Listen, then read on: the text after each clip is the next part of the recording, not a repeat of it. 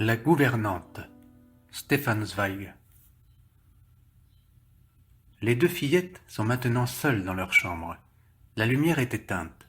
L'obscurité les entoure. Seul leur lit projette une faible blancheur. La respiration des enfants est tout à fait légère. On pourrait croire qu'elles dorment.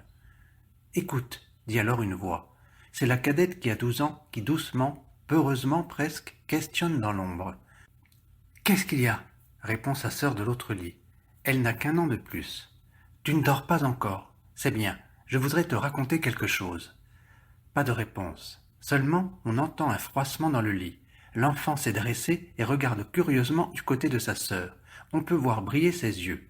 « Sais-tu ? Je voulais te dire. Mais réponds-moi tout d'abord. Est-ce que rien ne t'a surpris ces derniers jours de la part de notre gouvernante ?» L'autre hésite et réfléchit. « Si, dit-elle ensuite, mais je ne sais pas bien quoi. Elle n'est plus aussi sévère.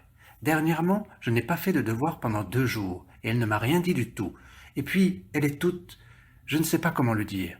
Je crois qu'elle ne s'intéresse plus du tout à nous. Elle se met toujours à l'écart, et ne joue plus avec nous, comme autrefois. Je crois qu'elle est triste, et ne veut pas le montrer.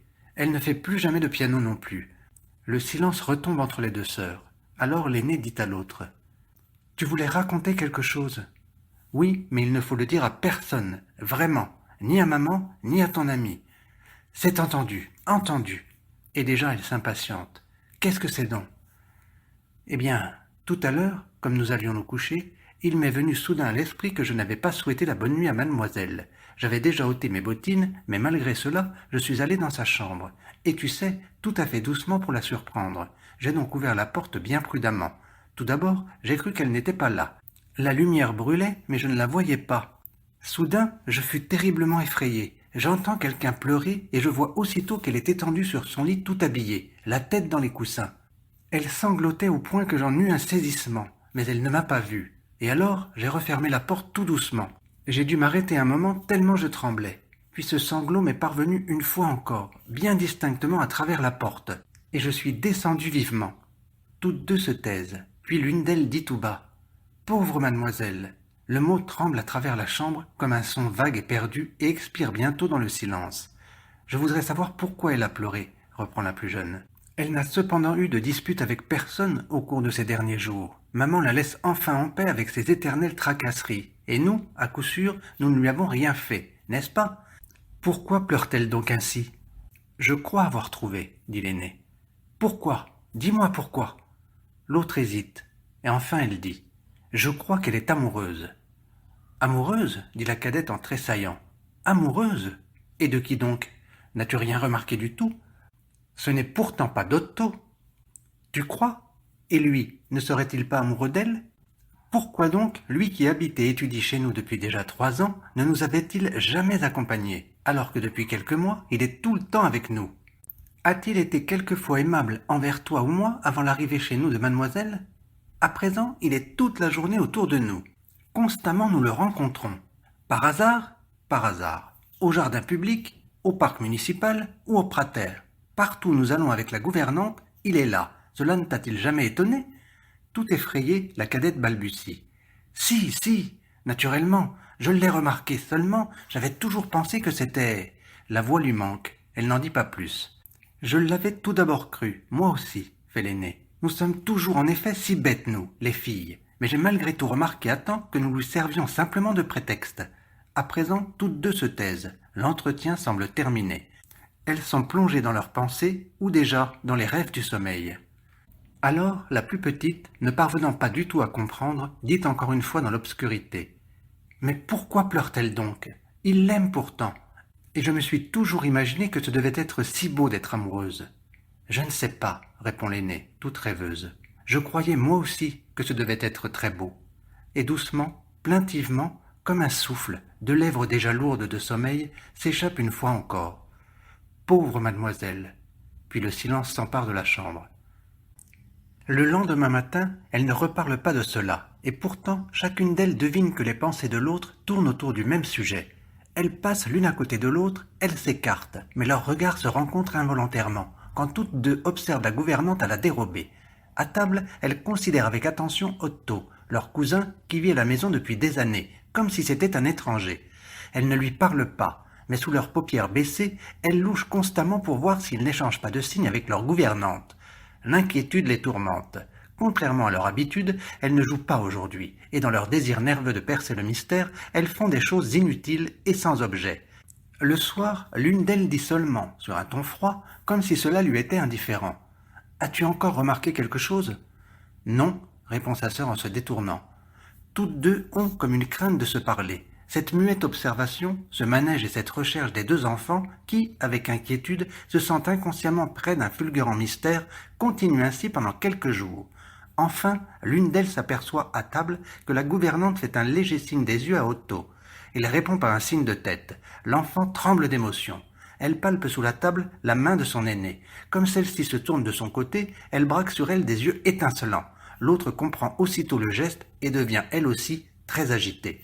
À peine les enfants se sont-elles levés de table que la gouvernante leur dit « Allez dans votre chambre et occupez-vous un peu. J'ai mal à la tête et je désire me reposer une demi-heure. » Les petites baissent les yeux. Elles se touchent prudemment des mains comme pour s'avertir mutuellement.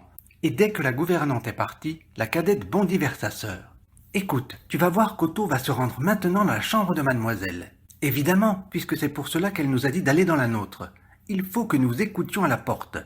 Mais si quelqu'un vient... » « Qui donc ?»« Maman. » La petite s'effraie. « Eh bien, alors, sais-tu, moi, j'écouterai à la porte, et toi, tu resteras dans le couloir et tu me feras signe si quelqu'un vient. De cette façon, nous n'avons rien à craindre. » La petite fait la grimace. « Mais ensuite, tu me raconteras tout, n'est-ce pas ?»« Tout.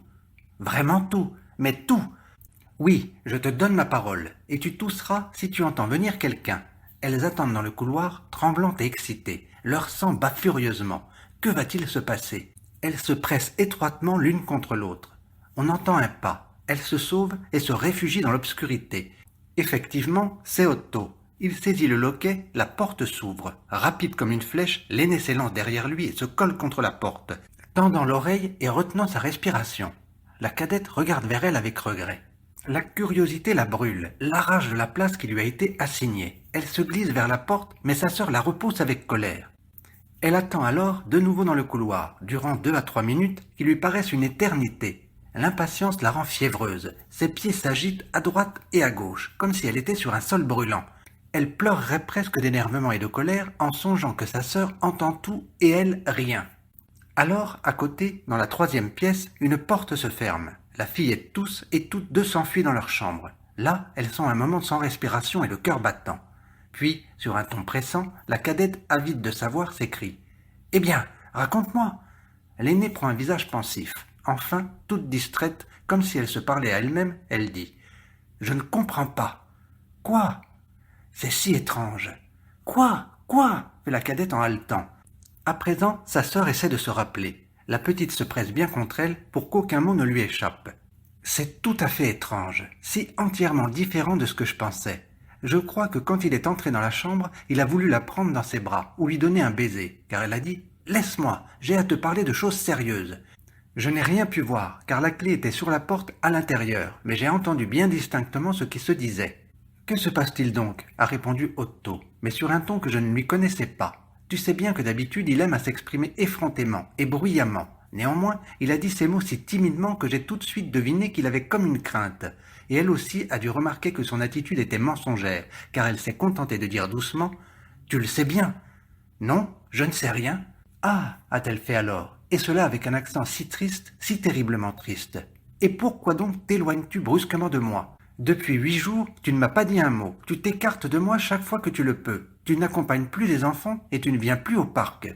Te suis-je donc devenue tout à coup si étrangère ? Oh, tu sais bien pourquoi tu t'es éloigné brusquement de moi. » Otto s'est tu, et puis il a dit « Je suis maintenant à la veille des examens. J'ai beaucoup de travail, et je n'ai plus le temps de songer à autre chose. C'est absolument impossible pour le moment. » Alors, elle a commencé à pleurer. Ensuite, elle lui a dit au milieu de ses larmes, mais avec tant de douceur et de bonté « Otto, pourquoi mens-tu ? Dis donc la vérité. Je n'ai vraiment pas mérité que tu agisses ainsi à mon égard. Je ne t'ai rien demandé, mais il faut pourtant que nous parlions de la chose entre nous. Tu le sais bien, ce que j'ai à te dire. Je le vois dans tes yeux. » « Quoi donc ?» a balbutié Otto, mais très, très faiblement. Et alors elle a dit. Tout à coup, la fillette se met à trembler, et l'émotion l'empêche de poursuivre son récit. La cadette se presse contre elle plus étroitement encore. « Quoi ? Quoi donc? Alors la gouvernante a dit, « Tu sais bien que j'ai de toi un enfant. » Avec la rapidité d'un éclair, la petite sursaute. « Un enfant? Un enfant? Mais c'est impossible !» Elle l'a pourtant dit. « Tu dois avoir mal entendu. »« Non, non !» Elle l'a répété, et tout comme toi, il a sursauté et s'est écrié. « Un enfant ?» Longtemps elle s'est tue. Ensuite elle a dit, « Que va-t-il se passer à présent ?» Et puis... Et puis tu as toussé et j'ai dû m'enfuir. La cadette regarde fixement devant elle, toute bouleversée. Un enfant, c'est pourtant impossible. Où donc l'aurait-elle mis? Je ne sais pas. C'est justement ce que je ne comprends pas. Peut-être à la maison, ou avant de venir chez nous. Naturellement, maman ne lui a pas permis, à cause de nous, de le prendre avec elle. Allons donc, tu sais bien qu'alors elle ne connaissait pas encore Otto. Elle se tait à nouveau, perplexe et se creusant la tête, fort embarrassée. La pensée de l'enfant les tourmente, et la cadette reprend encore. Un enfant, c'est tout à fait impossible. Comment peut-elle avoir eu un enfant? Elle n'est pas mariée, et seuls les gens mariés ont des enfants. Je le sais fort bien. Peut-être était-elle mariée. Ne sois donc pas si sotte, pas avec Otto en tout cas. Comment alors? Elles ne savent plus que penser, et se regardent fixement. Pauvre mademoiselle, dit l'une d'elles sur un ton de grande tristesse. Cette parole revient toujours sur les lèvres des fillettes, avec un soupir de compassion, et toujours la curiosité flamboie en elles, d'instant en instant. Je me demande si c'est une fille ou un garçon. Qui peut le savoir? Qu'en dis-tu si je la questionnais, tout discrètement? Tu es folle? Pourquoi? Elle est si bonne pour nous. Mais à quoi songes-tu? Tu sais bien qu'à nous, on ne dit pas ces choses-là, on nous cache tout. Quand nous entrons dans le salon, la conversation cesse et l'on s'entretient avec nous de choses stupides, comme si nous étions de petits enfants. Et j'ai pourtant déjà 13 ans. Pourquoi veux-tu la questionner, puisque tu sais qu'on ne nous dit que des mensonges? J'aurais tant voulu savoir. Et tu crois que moi je ne le voudrais pas? Vois-tu, ce que je comprends le moins en vérité, c'est qu'Otto n'en aurait rien su. On sait pourtant qu'on a un enfant, de même qu'on sait qu'on a des parents. Il a faim seulement le coquin, il dissimule toujours. Pas pour une chose semblable cependant, ce n'est que quand il veut nous en conter. À ce moment, la gouvernante entre. Elles sont immédiatement silencieuses et ont l'air de travailler, mais elle louche de son côté. Ses yeux semblent rouges, sa voix un peu plus grave et un peu plus vibrante qu'à l'ordinaire. Les enfants gardent un mutisme absolu. Elle lève soudain les yeux vers la gouvernante avec une crainte respectueuse. Elle a un enfant. Ne peuvent-elles s'empêcher de penser constamment? C'est pourquoi elle est si triste. Et petit à petit, elles le deviennent elles-mêmes. Le lendemain, à table, une brusque nouvelle les attend. Otto quitte la maison. Il a déclaré à son oncle qu'il se trouvait à présent juste à la veille des examens, qu'il devait travailler d'une façon intense et qu'ici il était trop dérangé. Il allait se chercher une chambre quelque part pour 1 ou 2 mois, jusqu'à ce que tout fût passé. Les 2 enfants sont terriblement émus en entendant cela. Elles voient là quelques rapports secrets avec l'entretien de la veille. Elles devinent, avec leur instinct aiguisé, une lâcheté, une fuite. Quand Otto veut leur faire ses adieux, elles se montrent grossières et lui tournent le dos. Mais elle louche de son côté, maintenant qu'il est devant la gouvernante. Un tressaillement apparaît sur les lèvres de celle-ci. Pourtant, elle lui tend tranquillement la main, sans dire un mot. Les enfants sont devenus tout autres au cours de ces quelques jours. Elles ont abandonné leur jeu et perdu leur sourire. Leurs yeux n'ont plus leur ordinaire éclat de gaieté et d'insouciance. Elles sont en proie à l'inquiétude et à l'incertitude. Une méfiance sauvage les anime contre toutes les personnes de leur entourage. Elles ne croient plus à ce qu'on leur dit. Elles flairent, derrière chaque mot, le mensonge et les arrière-pensées. Elles observent et espionnent tout le jour. Elles épient chaque mouvement, recueillent chaque tressaillement, chaque intonation. Elles se glissent partout comme des ombres, écoutent aux portes pour attraper un mot. En elles se manifeste un furieux effort pour secouer, de leurs impatientes épaules, le sombre réseau de ces mystères, ou tout au moins pour jeter, à travers une maille, un regard dans le monde de la réalité. La foi enfantine, cette gaie et insouciante cécité, s'est détachée d'elle. Et puis, elles pressentent que la lourde atmosphère engendrée par les événements fera éclater quelque nouveau fait sensationnel, et elles craignent de le laisser échapper. Depuis qu'elles savent que le mensonge les entoure, elles sont réticentes et méfiantes, astucieuses et menteuses. Près de leurs parents, elles se renferment dans une puérilité qui n'est que simulée, pour se livrer ensuite à une soudaine exubérance. Tout leur être n'est plus qu'inquiétude nerveuse. Leurs yeux, autrefois d'un éclat doux et léger, semblent devenus plus étincelants et plus profonds. À épier et à espionner ainsi constamment, elles sont si désemparées que leur amour mutuel devient plus intime. Quelquefois, dans le sentiment de leur ignorance, elles s'embrassent soudain furieusement, ne faisant que céder avec exaltation à un besoin de tendresse qui, brusquement, déborde, ou bien elles éclatent en larmes, sans cause apparente, leur vie subit une crise soudaine. Parmi les nombreuses mortifications dont le sentiment ne fait que de s'éveiller en elles, il en est une surtout qu'elles éprouvent. Dans leur fort intérieur, sans proférer un mot, elles se sont engagées à procurer le plus de joie possible à leur gouvernante, elle qui est si triste. Elles font leur devoir avec soin et application. Elles s'aident mutuellement, elles évitent de faire du bruit, ne donnent lieu à aucune critique et volent au-devant de chacun de ses désirs. Mais la gouvernante ne le remarque pas, et c'est cela qui leur fait si mal. Elle est devenue tout autre ces derniers temps. Quelquefois, quand une des enfants lui parle, un sursaut l'agite, comme si l'on venait de l'arracher brusquement au sommeil. Et alors, il semble toujours que son regard revienne de quelque lointain horizon, et qu'il cherche quelque chose. Souvent, elle est là, assise, des heures entières, à regarder devant elle en rêvant. Alors, les fillettes marchent en glissant sur la pointe des pieds pour ne pas la déranger. Dans un sentiment vague et mystérieux, elles se disent qu'à présent, elle pense à son enfant qui est là-bas, au loin.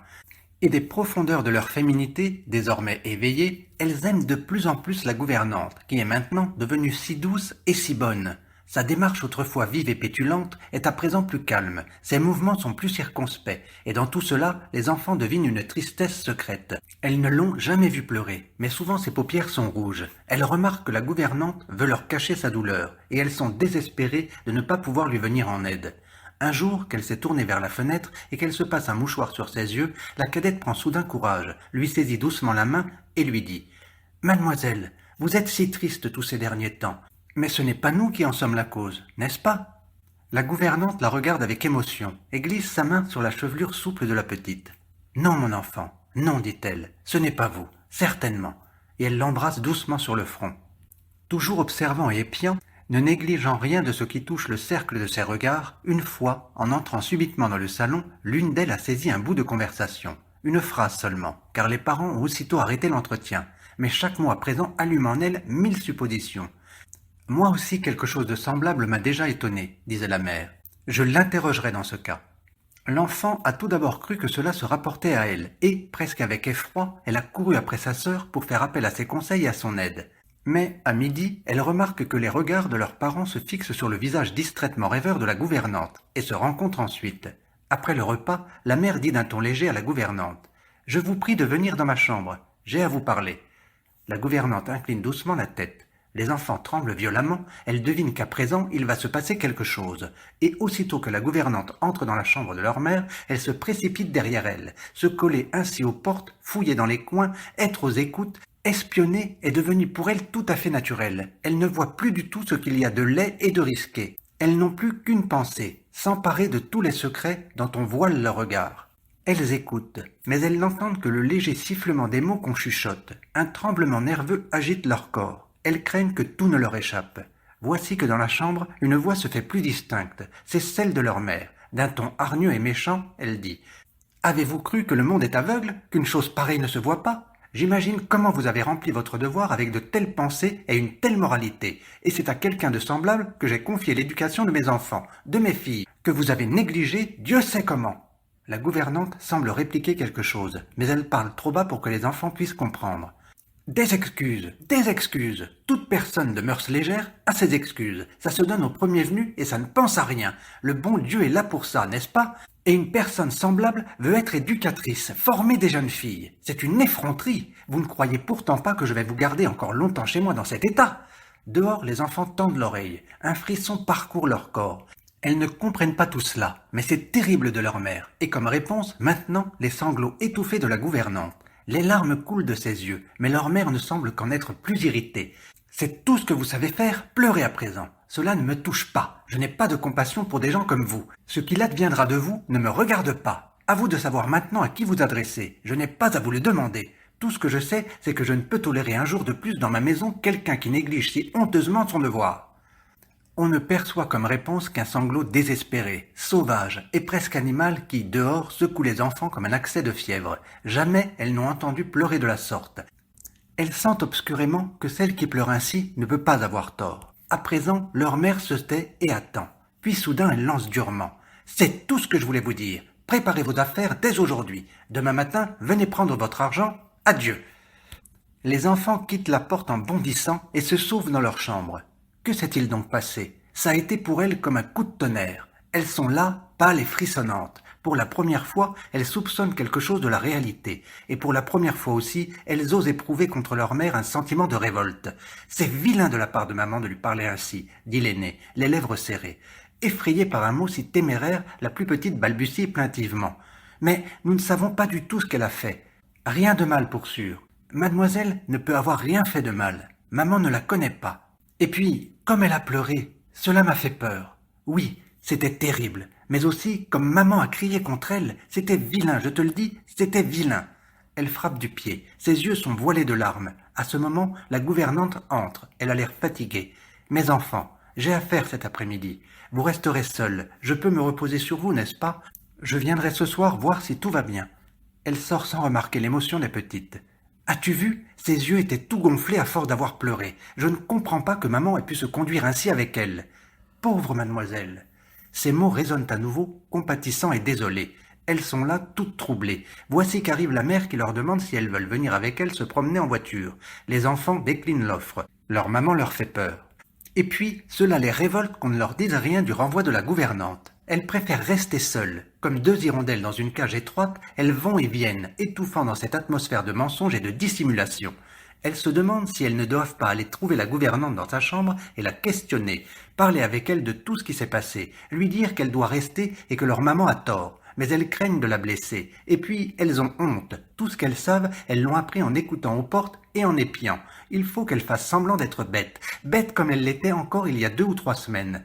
Elles restent ainsi seules un long et interminable après-midi, se creusant la tête et pleurant. Et toujours résonnent à leurs oreilles ces accents effrayants, la colère méchante et impitoyable de leur mère et les sanglots de la gouvernante.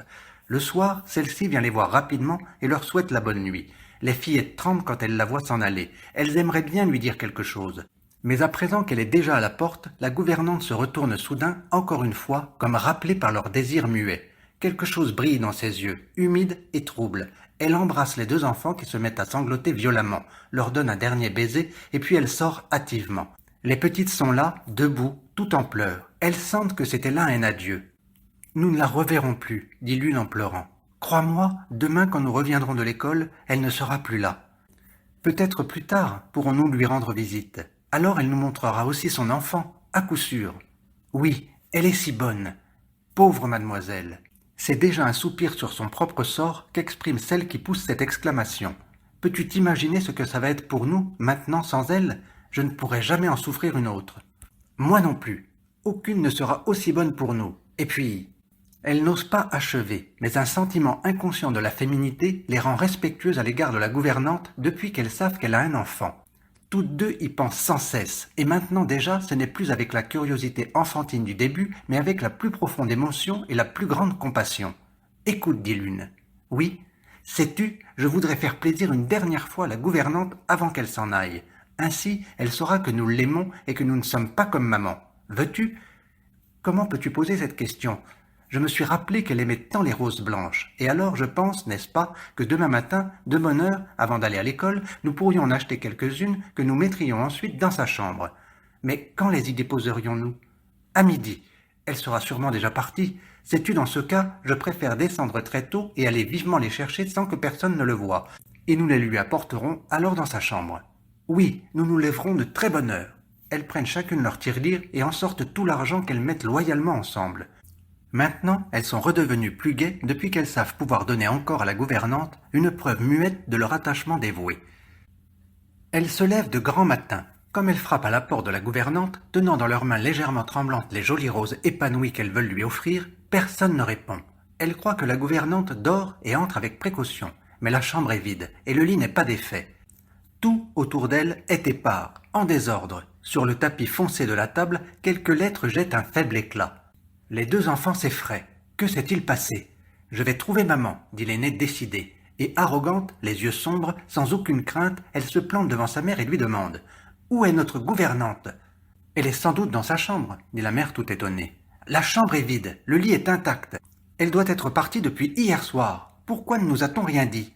La mère ne remarque pas du tout le ton méchant, provoquant de l'enfant. Elle est devenue pâle et se rend près du père qui se précipite dans la chambre de la gouvernante. Il tarde à revenir. La fillette observe sa mère, qui semble très émue, d'un regard fixe et plein d'irritation que les yeux de celle-ci n'osent pas soutenir en face. Le père entre alors. Il a le visage tout blême et il tient une lettre à la main. Il va avec la mère dans le salon et là lui parle à voix basse. Les enfants se tiennent dehors et subitement n'osent plus écouter. Elles redoutent la colère de leur père qu'elles n'avaient jamais vu comme il est maintenant. La mère, qui sort à présent du salon, a les yeux gonflés de larmes et elle regarde d'un air effaré. Les petites s'avancent à sa rencontre, inconsciemment comme poussées par l'angoisse qui est en elles, et elles veulent encore la questionner. Mais elle leur dit durement « Allez à l'école, il est déjà tard !» Et les fillettes sont obligées de partir. Elles sont là, assises comme en rêve, pendant 4 ou 5 heures, parmi toutes les autres, et elles n'entendent aucun mot de ce qui est dit. Après la classe, elles rentrent précipitamment à la maison.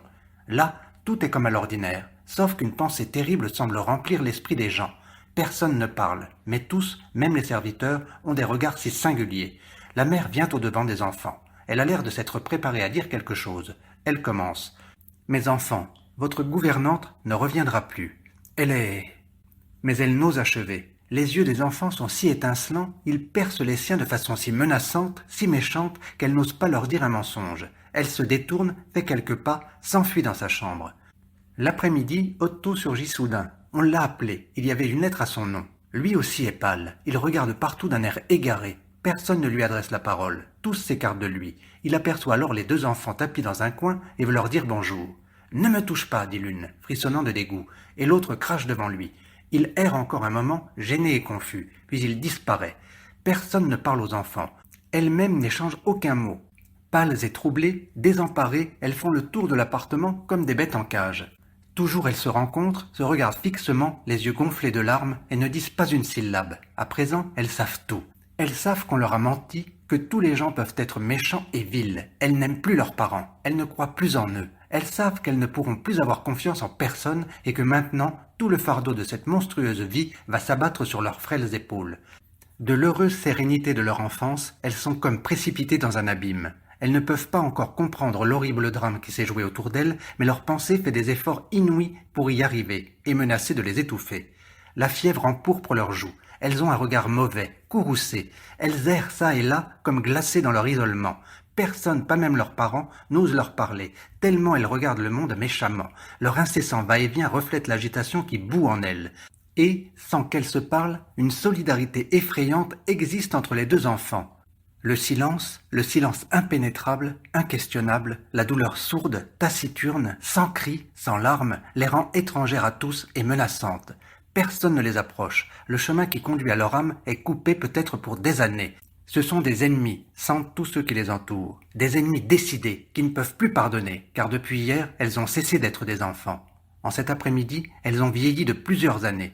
Et c'est seulement le soir, lorsqu'elles sont seules dans l'obscurité de la chambre, que se réveille la frayeur enfantine, la peur de la solitude, la peur des morts, et puis une peur mystérieuse de choses confuses. Dans l'agitation générale de la maison, on a oublié de chauffer la pièce. Frissonnantes, elles se glissent alors dans le même lit, s'enlacent fermement de leurs maigres bras d'enfants et pressent l'un contre l'autre leur corps grêle, non encore formé, comme pour chercher une assistance contre la peur. Elles n'osent pas encore se parler, mais à présent, la cadette éclate enfin en larmes et l'aînée se met aussi à sangloter farouchement. Étroitement enlacées, elles pleurent, se baignent mutuellement le visage de larmes brûlantes qui tout d'abord coulent hésitantes, puis plus rapides. Et, poitrine contre poitrine, l'une reçoit de l'autre le choc de son sanglot, qu'elle lui renvoie dans un frisson. Les 2 enfants ne sont plus qu'une seule souffrance, un corps unique qui sanglote dans l'obscurité. Ce n'est plus la gouvernante qu'elles pleurent, ni leurs parents qui, maintenant, sont perdus pour elles, mais c'est une brusque horreur qui les secoue. La peur de tout ce qui pour elles va à présent sortir de ce monde inconnu dans lequel elles ont jeté aujourd'hui un premier regard plein d'effroi. Elles ont peur de la vie dans laquelle elles entrent maintenant, de la vie qui leur apparaît sombre et menaçante, comme une forêt ténébreuse qu'elles seraient obligées de traverser. L'angoisse confuse qu'elles éprouvent devient toujours plus vague, touche presque au domaine du rêve, et, de plus en plus, leur sanglot s'affaiblit. Leurs 2 haleines, à présent, se confondent, comme tout à l'heure se confondaient leurs larmes, et enfin, elles s'endorment.